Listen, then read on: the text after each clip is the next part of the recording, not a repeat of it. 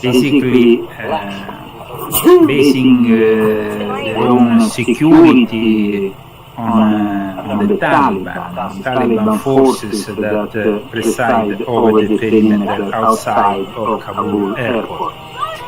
So a very sad day, but of course we have also a lot of information pertaining this event. And I have just published an article which I hope a lot of people will read in the coming hours on ZAGAMI.com. We are broadcasting live at the moment on Aftermath FM, the Global Enlightenment Radio Network, and of course on YouTube, on the ZAGAMI show, there's a Canale Ufficiale, the Italian version of my show.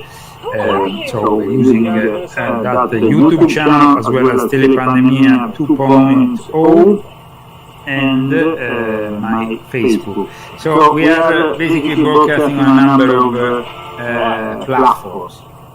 And it's important that we broadcast today and we talk about what has happened with a different view of the events.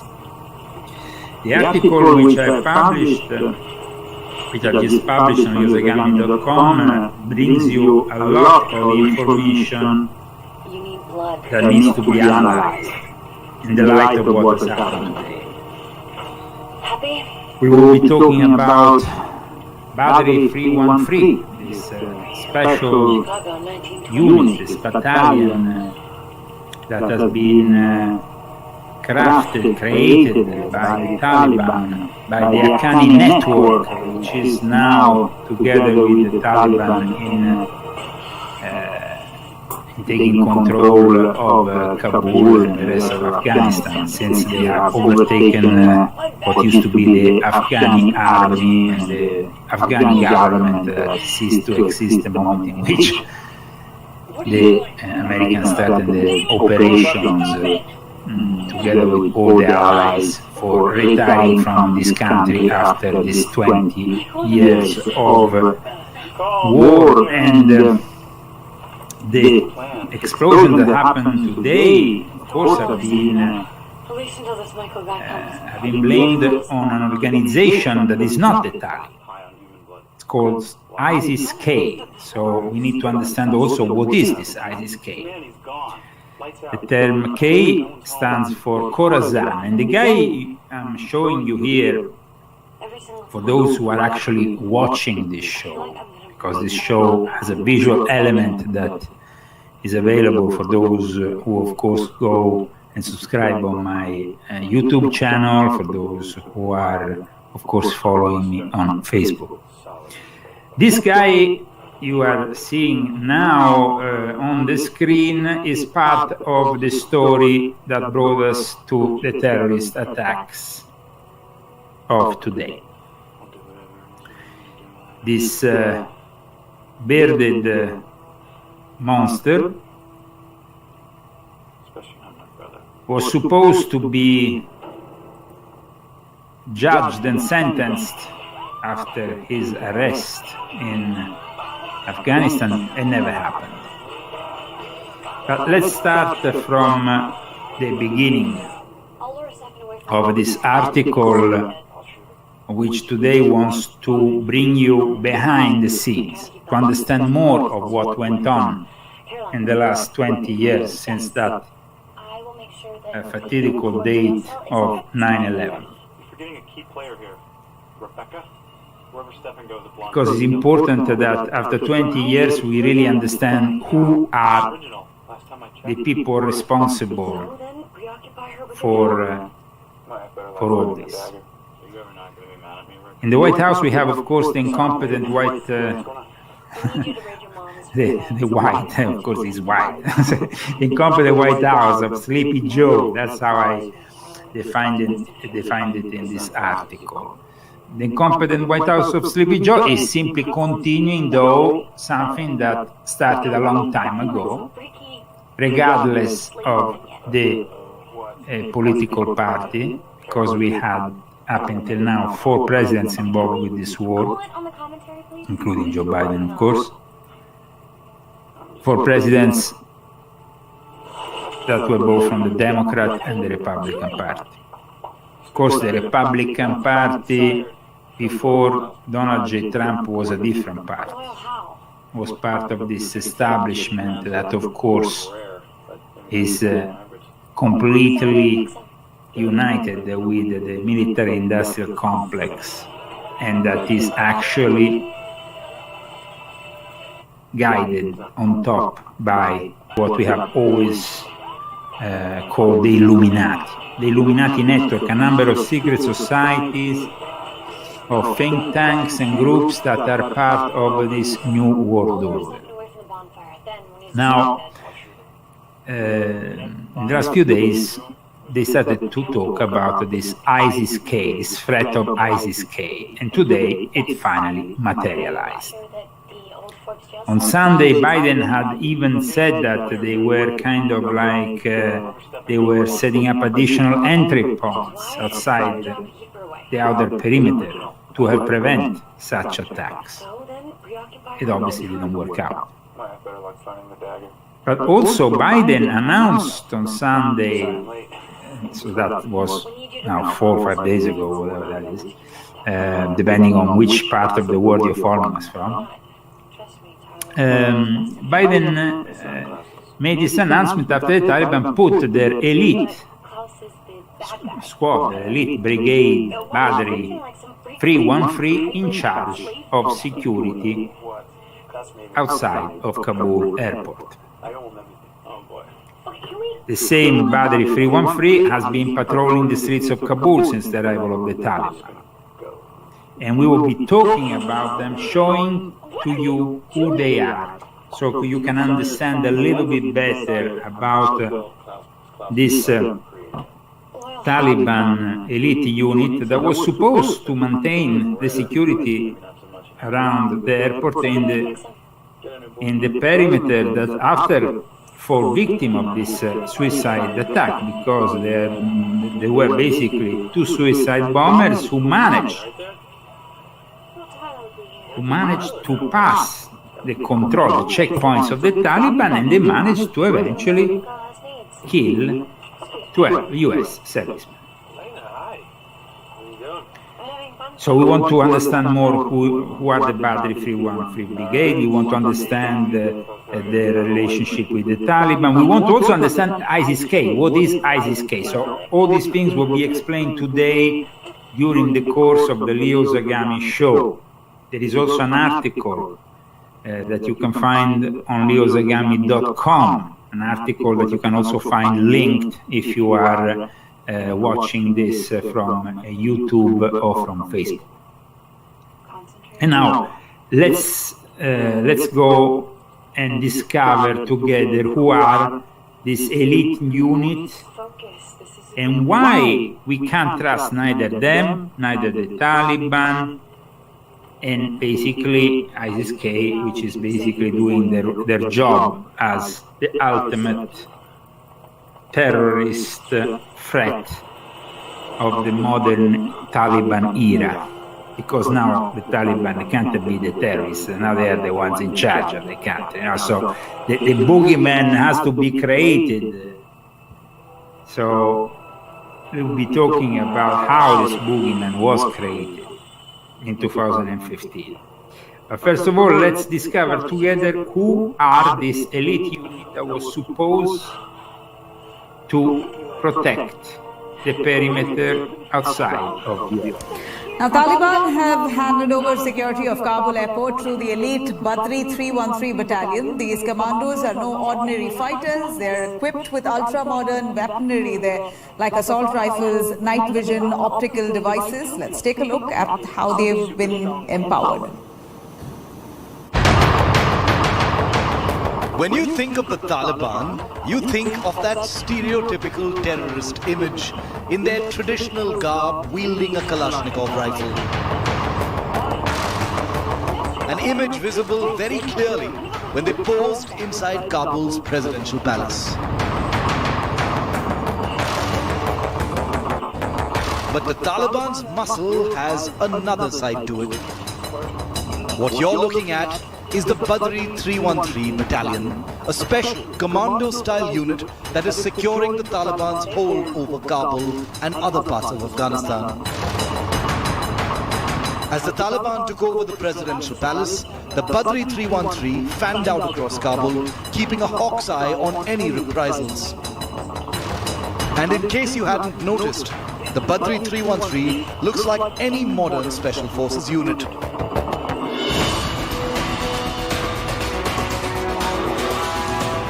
Take a close look at this image of the unit. Observe how well equipped the soldiers are. Apart from that big Taliban flag they're wielding, the Badri 313 soldiers wield modern assault rifles, modern firearms, updated combat clothing including protective vests and pads, and even night vision optical devices attached to their combat helmets. While training and tactics are definitely everything, a cursory look at the Badri 313 in comparison to Indian and Pakistani special forces shows that they definitely look at least geared for the part. Earlier comprised of a mix of militant groups, the Badri 313 now operates with the Taliban. The name of the unit originates from the Battle of Badr, in which Muhammad led a victorious army of 313 men. Indoctrinated with the Taliban's brand of militant Islam, with a name that harks back to an ancient religious war, but kitted out for the modern battlefield. The Badri 313 train like any commando unit, with all manner of tactical, storming and attack training conducted at undisclosed locations in the hinterland. The high-quality images released on social media by the Badri 313 last week also appear pointed at serving a purpose. Experts believe it could be the Taliban sending out a signal that they aren't a ragtag movement of farmers and shepherds who live by stealing weapons, but have embraced modern military methods, even special forces operation tactics. The Badri 313 unit has already begun to secure Kabul and other areas, imposing the will of the Taliban. With the Taliban now in power, there's every reason to believe that the militia could grow in strength. Expect to see much more of the Badri 313 in the weeks and months ahead. The problem is that the Badri 313 didn't really do their job, or did they?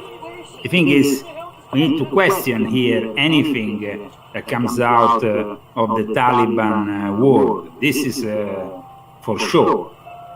I mean, what I'm about to discuss might shock some people, especially after 20 years of lies. But the truth is that the country that is more responsible for 9/11 and for everything that happened after that has not really been brought to justice yet. That country is called Pakistan, and that country is close to China. So we are about to explain to you who is really behind all these events. We are about to unveil from the Leo Zagami show the truth about all this so that you finally are set free. Because maybe a lot of people don't know here in the US, but on that fatidical 9/11, the Pakistan intelligence was at the White House. Let's not forget that. The Director General of EASY, the military, the Inter-Services Intelligence, the military intelligence of Pakistan, known as EASY, was visiting Washington on September 11, 2001. And they gave no warning of an attack on America. Why were they really there? They didn't say anything about the Taliban that were going on the offensive in the days before.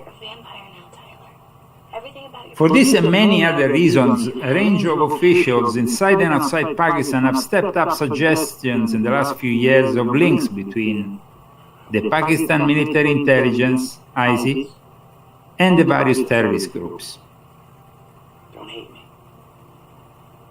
It was clear from the start that something was wrong with the Pakistani intelligence.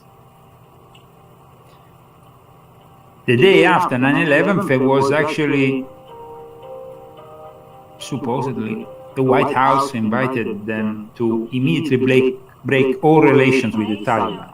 But they never did. The Pakistani are to this day the main mercenaries of the New World Order and the Illuminati behind 9/11, and nobody has ever questioned them enough on this point. In the fall of 2006, a leaked report by a British Defence Ministry think tank charged indirectly Pakistan through the ISI of supporting terrorism and extremism, when in London we had the infamous July 2005 attacks on the London transit system. In June 2008, Afghan officials accused Pakistan intelligence services of plotting a failed assassination attempt on President Hamid Karzai. Shortly thereafter, they implied the easy involvement in a July 2008 attack on the Indian embassy. Indian officials also blamed the easy for the bombing of the Indian embassy. Pakistani officials have denied always any connections. Numerous US officials, however, have accused Pakistan and the military intelligence of supporting terrorist groups. And even as the Pakistani government sought increased aid from Washington with the usual BS assurances of fighting militants, in May 2009, during an interview on CBS's 60 Minutes, the then US Secretary of Defense Robert Gates said, to a certain extent, they play both sides. So Gates and others suggested that the Pakistani maintain links with groups with, like the Afghani Taliban as a strategic edge to help Islamabad gain influence in Kabul once US troops exit the region. It took many years for those US troops to exit the region. But behind every move of the Taliban, there is been the support of Pakistan. Such allegations surfaced yet again back in July 2010 when WikiLeaks made public through a big article that was published in the New York Times, a trove of intelligence records on the war in Afghanistan. The documents described the ISIS link, and I'm talking about ISIS, I'm talking about ISIS, the Pakistani military intelligence links to militant groups fighting the US and international forces in Afghanistan. It's kind of funny, no? How ISIS is name initials same as almost as the Pakistani military intelligence. And in April 2011, during a visit to Pakistan of the US chairman of the Joint Chief of Staff, Admiral Mike Mullen, he expressly pointed out to ISIS the links with one such group in particular, the Haqqani network, that is now in charge of Kabul security with their elite forces, the Badri 313 Brigade. So now we will have to also explain to you what is ISIS-K, known also as Daesh Khorasan. K stands for Khorasan. This is a specific region of the former Persian Empire, including also parts of Afghanistan, Iran, Tajikistan. But are they really enemies of the Taliban? They are simply former Taliban. That's really the truth. Now, I wanted to show you something a testimony a regard of importance on Turkish TV, a member of the Badri 313 gave an interview, which I find very interesting, because they are a special unit, of course, a special force, but they are not like the special forces we have here in the West, that's for sure, or in any other part of the world, maybe China.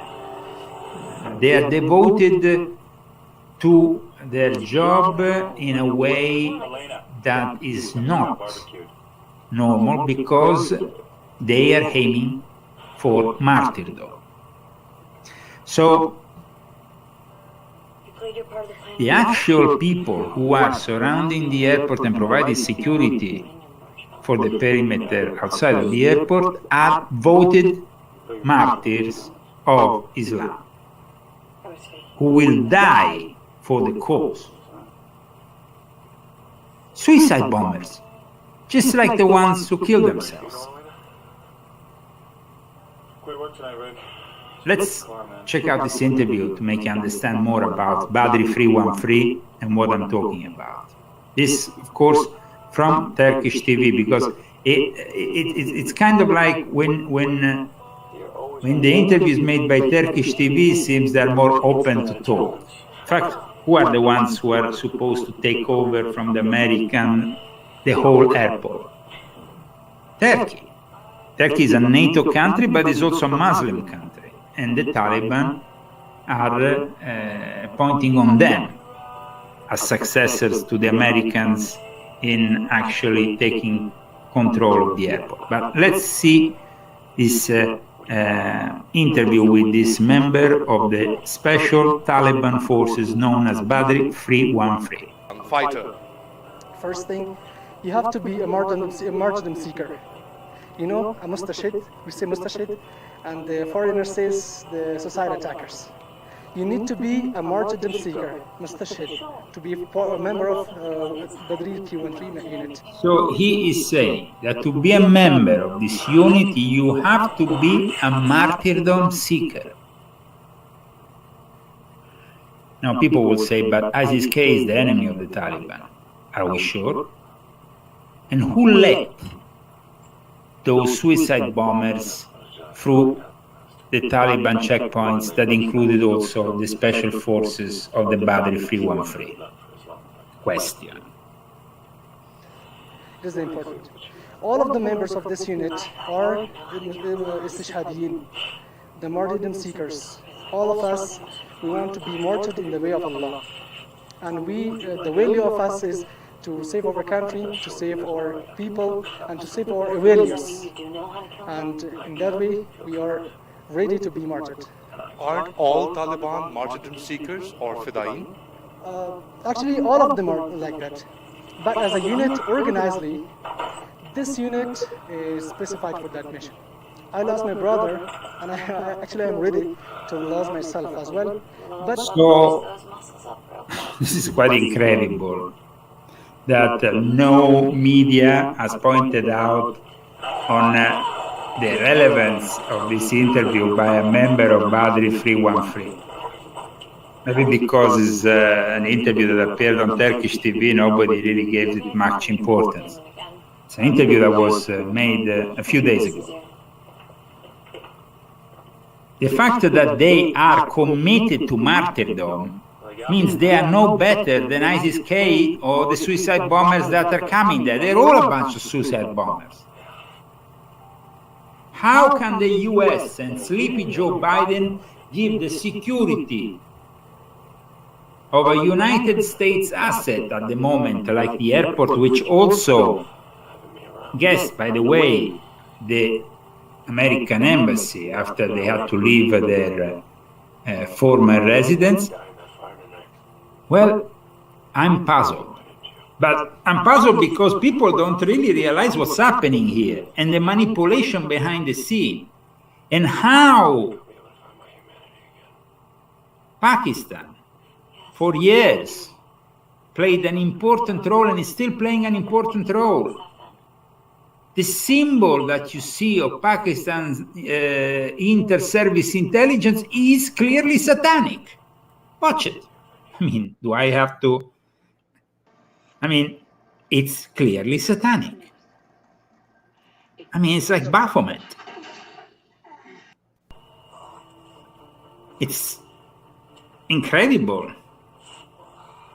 A symbol like that, and all the conspiracy theories in the world, they never thought about investigating the truth behind 9/11. Because the truth is still out there, and the truth is connected to Pakistan, but nobody wants to talk about it. And then now, that after 20 years, we are forced to leave Afghanistan after spending $2 trillion, after sacrificing an enormous amount of life, well, we need the truth now more than ever. So please, share this video with all your friends. Please check out leozagami.com for all the latest articles. And I want to thank, of course, the people who help us, who help the show with their donations. Because without you, we will not be able to carry on in our mission. People who purchase my books. So if you want to help us out, of course, with the PayPal me /LeoZagami show. Or you can use also Fundly with the Leo Zagami show, of course. Fundly is another excellent way if you don't want to use PayPal. And now let's continue to listen the interview with the member of this special unit that was supposed to take care of the security, but himself confesses to be a suicide bomber, a martyr, somebody who is ready to die. I have values. I would defend my values. Values more important for me than my life. The unit has an estimated 5,000 fighters who go through rigorous training in urban warfare and how to conduct suicide attacks. Some scholars... How to conduct suicide attacks. So you put Americans, the security of the American people in the hand of an elite unit specialized in suicide attacks. Hey guys, I mean, I would like to know who are these great minds at the CIA who have thought about this. I would like to really speak with these idiots at the NSA who really continue to be such idiotic idiots. Because, I mean, it's beyond idiotic. So, you know, you have to be idiotic idiots. You have to multiply, reiterate their idiocy. I watch all this and I say, but the military, the intelligence community, are they all have lost their brains? I'm puzzled. Say that suicide attacks are un-Islamic. How would you respond to that? The Taliban has a council of religious leaders that decides on such matters, including seeking martyrdom. Before we do anything, we consult with the religious leaders to sanction such attacks. Regardless of what they wear and how they look, these men are still the Taliban. Committed to establishing what they say is Islamic law in Afghanistan. And with the Americans leaving, these fighters might find their mission changing from seeking martyrdom to ensuring safety, security and peace for all Afghans. Ali Mustafa, TRT World in Kabul, Afghanistan. Hilarious, guys. So, the security is in the hands of the suicide bombers, but of course, the suicide bombers this time are not the ones from the Taliban, Haqqani network, but they are rather the ones from ISIS-K. Quite interesting, this whole thing. So let's move forward. Let's move forward to make you understand really more about all this. Report India Today. It's about these special forces deadlier than ever before, as described by Indian TV. So, ISIS-K. Khorasan, ISIS-K is a self-proclaimed branch of the Islamic State. Initially, even ISIS, the official ISIS headquarters with al-Baghdadi, denied any connection. But in reality, they got a lot of people interested in their cause. In fact, at one point, the Taliban had to write to al-Baghdadi asking them to not recruit any longer in Afghanistan because the Taliban, it was kind of ruining their mission.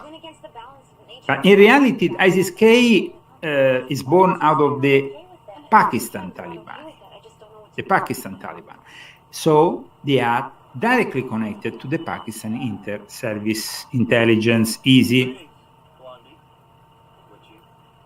So, as you can see, the K, let's say, stands for Khorasan, this region of the former Persian Empire, which I said included Iran, Afghanistan. But they announced the group formation in January 2015. After, in 2014, they kind of like started to promote the message of ISIS in Afghanistan and in Pakistan. They then went on to appoint its right at its foundation as head a former member of the Pakistan Taliban known as Hafiz Saeed Khan. Then this guy, of course, was whacked by the Americans. Then the Americans whacked also his successor. And then the leadership went in the hands of a guy called Abu Omar Khorazani. But in 2019, the whole of ISIS-K, under pressure, numerous attacks that were conducted also to show that even the Pakistani intelligence and army was doing something to clear these terrorists from their country, they eventually nominated Abdullah Orakzai, known as Aslam Farooqi. Who is this guy? Well, this guy is the guy I showed you before.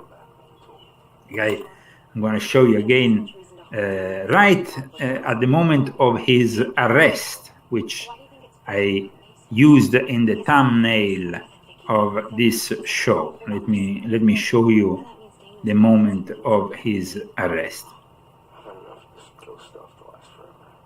Now, the incredible thing about this arrest that happened in the spring of 2020, amid the world being more focused on, of course, the initial phase of the pandemic, is that after the arrest, of course, he is a Pakistani citizen, he's not an Afghani citizen. This is the head of ISIS-K, amongst two members of the then Special Forces of Afghanistan, who, by the way, became later on members of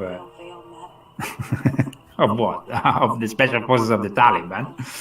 So the face of this gentleman is not very gentlemanish and needs to be seen, as well as the face of the Special Forces who arrested him, who probably were who became his friends. I don't know. Here we have the head of ISIS-K. I mean, look at him. It's like, I don't know, Rasputin, he's some kind of monster. So, this guy here was supposed to be immediately sentenced. You know, he was arrested, and at the time, Patricia Gosman, who is the Associate Asia Director for the Asia Division of the Human Rights Watch, said, Farooqi's arrest is an opportunity for the Afghan authorities to show that they are capable of securing fair justice for victims of war crimes and other atrocities. Let's remember that ISIS-K had claimed responsibility back then for the terrible attack that there was March 25th, 2020 on a Sikh temple in Kabul that killed at least 25 people. So they have been known to conduct terrible attacks, especially against the Shia minority. So they have attacked dozens of Shia mosques. The Shia minority has been constantly under attack by ISIS-K. But Abdullah Orodzai or Aslam Farooqi, depending on how you want to call him, was of course of great interest for the Pakistani intelligence, who wanted him immediately. They wanted to bring him back in Pakistan. Imagine that the Pakistani authorities went to Pakistan in 2020, in June 2020, asking, during a visit to Kabul, Pakistan Army Chief Qamar Javed Bajwa, who and the head of ISI, the Inter-Service Intelligence of Pakistan, which we have been talking about, they made a number of demands, including, first of all, the extradition of Aslam Farooqi. Because, of course, they wanted to free him. Because you have to understand that Osama bin Laden was protected for years by ISI, by the Inter-Service Intelligence of Pakistan. Protected in Pakistan. Osama bin Laden wasn't in Afghanistan. 20 years, 2 trillion, and the Americans were not capable of destroying the Taliban, of getting Osama bin Laden until 2011, when they eventually got this Osama bin Laden, or so they say. Some people say he was already out of the picture, but they took him out of a freezer. There is many accounts, different accounts. Let's say that they got him in 2011. Bin Laden, Osama bin Laden, had predicted that the US will fail in Afghanistan. He himself said, and I'm quoting Osama bin Laden, "How will you win a war whose leaders are pessimistic and whose soldiers are committing suicide? If fears enter the hearts of men, winning the war becomes impossible. How you win a war whose cost is like a hurricane blowing violently at your economy and weakening your dollar?"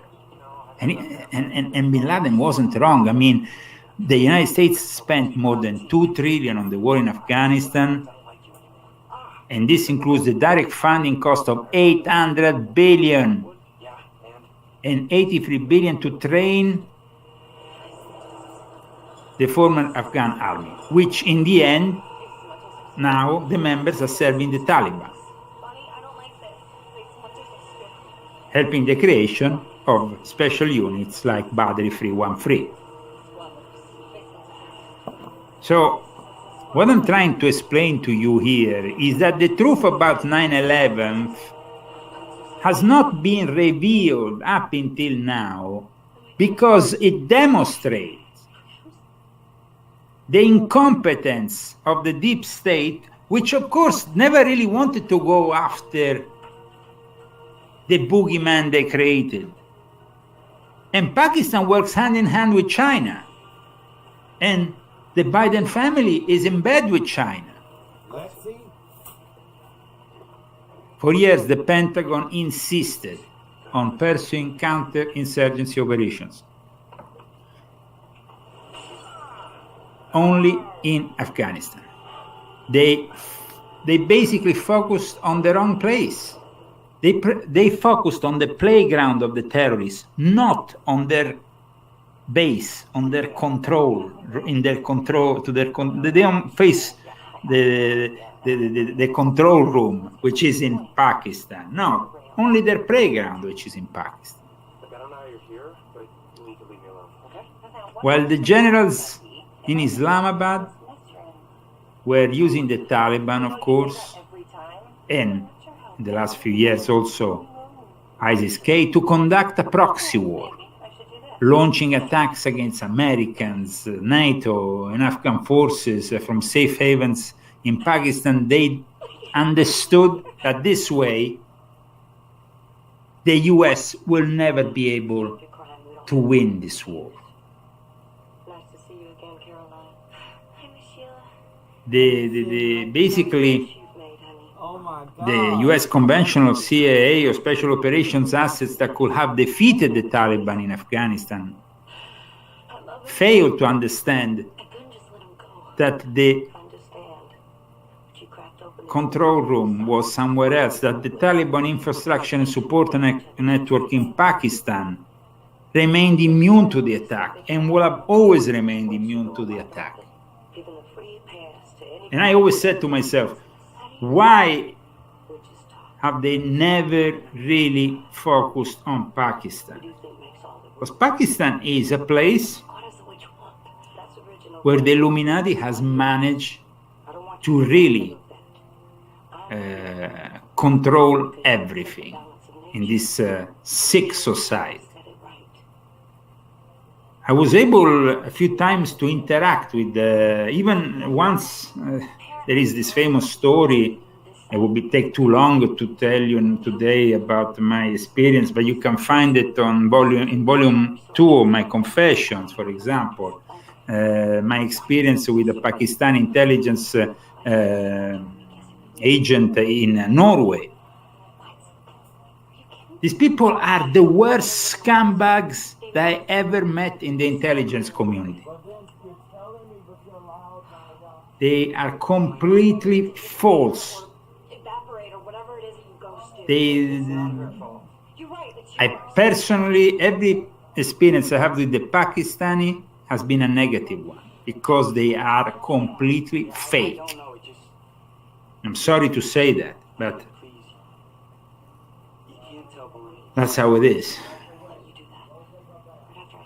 So, the Taliban were never really exposed in Afghanistan, but sheltered in Pakistan, where they created a Taliban network of education, recruiting, training, financial, healthcare, and command and control centers that exist to this day. And that now, of course, mean that the Pakistan intelligence is in control of Afghanistan, together with China.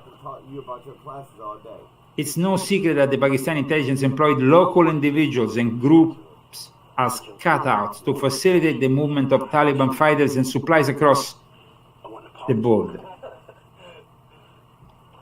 By controlling the operational tempo of the war and the supply of US troops to landlocked Afghanistan, Pakistan could always do enough to prevent the US from winning and protect the Taliban and even ISIS-K from losing by providing constant sanctuary to these terrorists. We should be invading Pakistan, not Afghanistan. But Pakistan is a nuclear power. Pakistan is a nuclear power. That's the big problem. Now, when this gentleman that you see in the picture, for those who are following me on YouTube or Facebook, was arrested, even the Human Rights Watch said that something needed to be done immediately. It was a great opportunity, but nothing was done. Nothing was done, even if ISIS had claimed a number, ISIS-K had claimed a responsibility for numerous attacks in Afghanistan. And Afghanistan had also incorporated, before the return, of course, of the Taliban to power, war crimes against humanity as part of its 2017 Penal Code. Article 337 of the code define war crimes to include intentionally directing attacks against the civilian population and intentionally directing attacks against buildings dedicated to religion and education. Unfortunately, though, the former Attorney General in Afghanistan War Crimes Unit never carried out any investigations into the past attacks by ISIS-K, never prosecuted anybody because they were corrupted, and we all saw what happened in 11 days with the supposed Afghani army. But Joe Biden shouldn't be blaming Afghanis, shouldn't be blaming the Afghani army. He should be blaming Pakistan. The attacks of 9/11, almost 20 years ago, transformed forever American foreign policy. But the results of these transformations were not the positive ones we would have expected after such an event. Because the intention was never really to help America. The Illuminati want to destroy America. They want China to be the next force.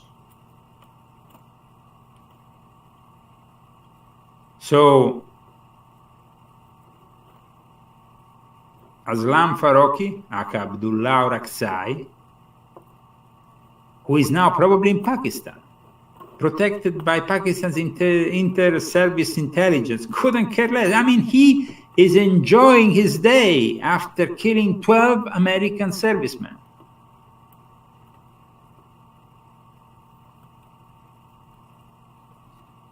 Osama bin Laden, who, as we all know, was killed in Pakistan, in his hideout had a number of interesting books, also in the English language. Some of them about Freemasonry, about the Illuminati, and about the conspiracies surrounding 9/11. Because he himself initially said, I have nothing to do with this. But later on, they gradually involved them more and more as they were giving him protection in Pakistan. The material collected after the commandos killed bin Laden is still available on the internet, and you can read it, and I linked to my article.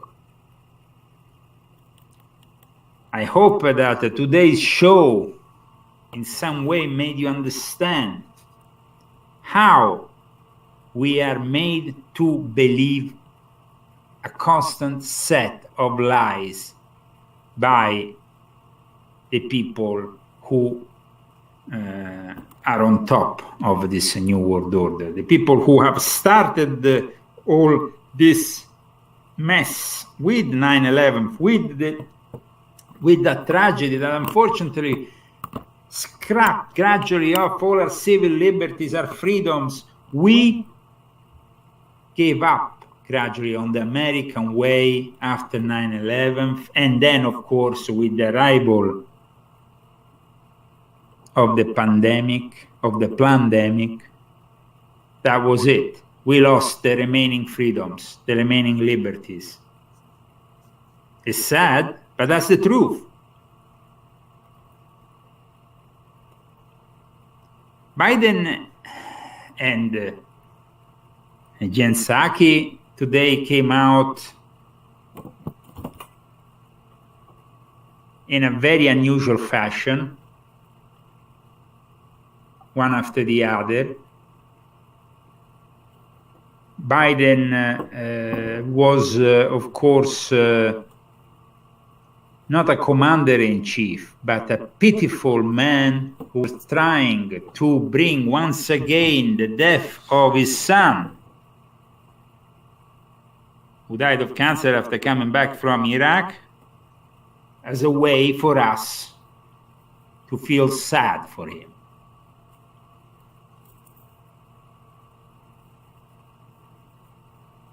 He tried to convince the Americans that the best thing was to leave Afghanistan. And yes, we should have left a long time ago. We should have left when they said they killed Osama bin Laden, because we had nothing to do with that area of the world, which is known, as he himself, Biden, reminded also, is public, the graveyard of empires. We have nothing to do. Imagine that the Akani network, for example, with the 313 elite unit, nowadays, of course, we see them and we think, oh, these are really the evil people. But once upon a time, the Akani network was one of the most favored CIA-funded anti-Soviet guerrilla groups. This was during the Reagan administration. Right. Akani network were the heroes. So it was the CIA that created this monster. It's the CIA that once again creates another monster, one after the other. And once these monsters are created, they seem to find a great ally in Pakistan. So Al-Qaeda is connected to the Akani network since the very foundations. But the fact that we have ISIS in the picture, that ISIS can be used also by the Pakistan military intelligence, now that, of course, the Taliban are in power, now that the Taliban have to be presenting themselves to the world as a more credible force, they still need a boogeyman. They still need a boogeyman like the one that I'm showing on the screen, the head of ISIS-K, ISIS Khorasan.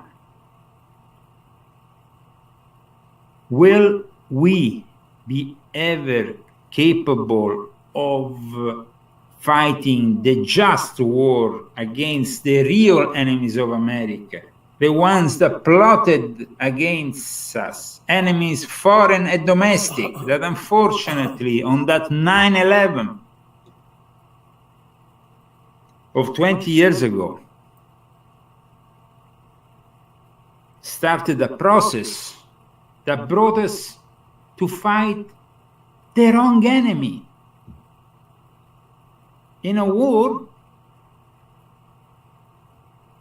that results are obvious to everybody. After 20 years, we are basically arming our enemy, leaving the country with having the conditions dictated by a group of terrorists. Insane, completely insane. I mean, usually we say never deal with terrorists. Here, we are basically working with the terrorists, hoping that the terrorists will behave. Listen, it's impossible that they will behave if the security of the airport is given to people who basically their main aim is martyrdom. The elite group of the Taliban are not only assassins, they are basically suicide bombers. And this, it's incredible. And with all the evidence that we have about all the wrongdoings of the Pakistani military intelligence, still nobody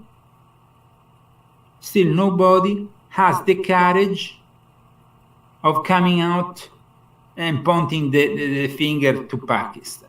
Even now, after 12 people have been killed, 12 servicemen, 12 people that are Americans working for our freedom, working to free people, to bring them out of that hell. Even after all this, we will be fed with more and more lies.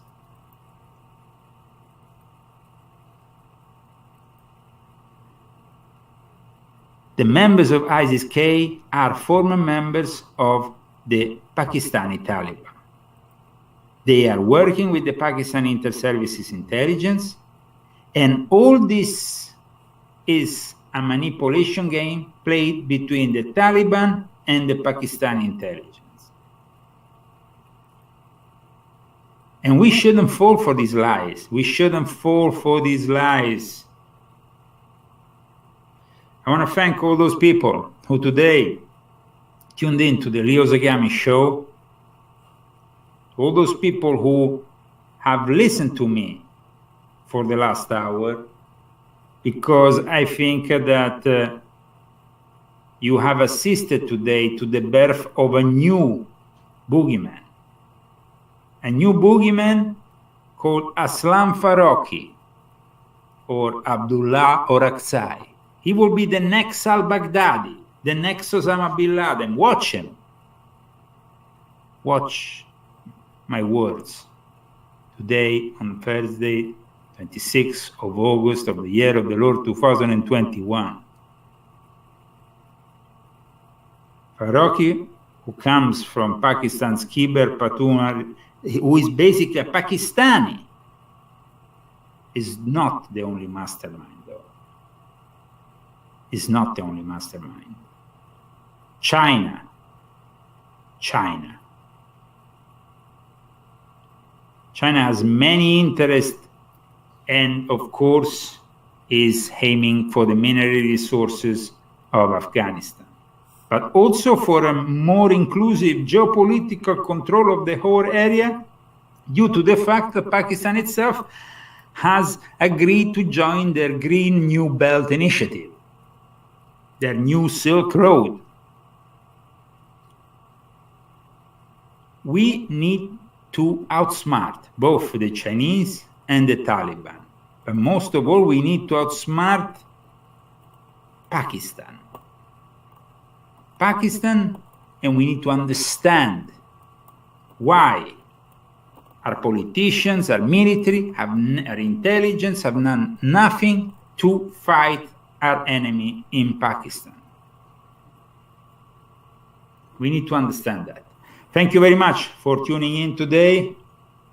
This was the Leo Zagami Show from Palm Springs, California, with your one and only Leo Zagami. Let's hope we can understand and reveal to the people of this planet finally the true secrets behind 9/11. Thank you very much, and God bless America.